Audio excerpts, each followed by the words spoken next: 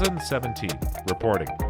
All of the closed positions, deposits as well as withdrawals are all listed in account history. You can view the reports whenever you want and also download them. Let's move to account history tab to check out history and get a report.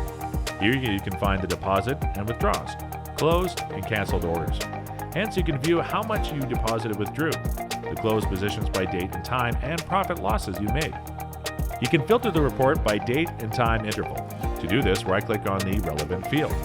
The basic options are All History, Last 3 months, and Last month. You can select any of them. To set a different date interval, you have to click on Custom Period tab. You can select any start and end date you want. You can also get the report of account history.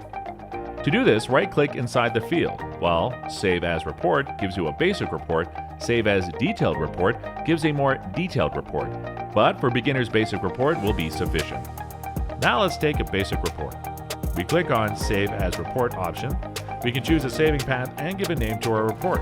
If we do so, please do not forget the path of the report. After we click on the Save button, our report will be saved in HTML format and displayed automatically. We can access to that report from the Saved Report folder.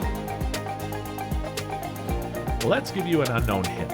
Some users may want the report in Excel format. Please do not try to convert the report from HTML to Excel.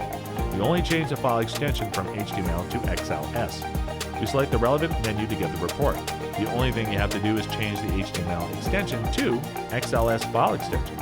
Our report is saved and displayed in Excel format. Hoping to meet you again in another lesson. Goodbye.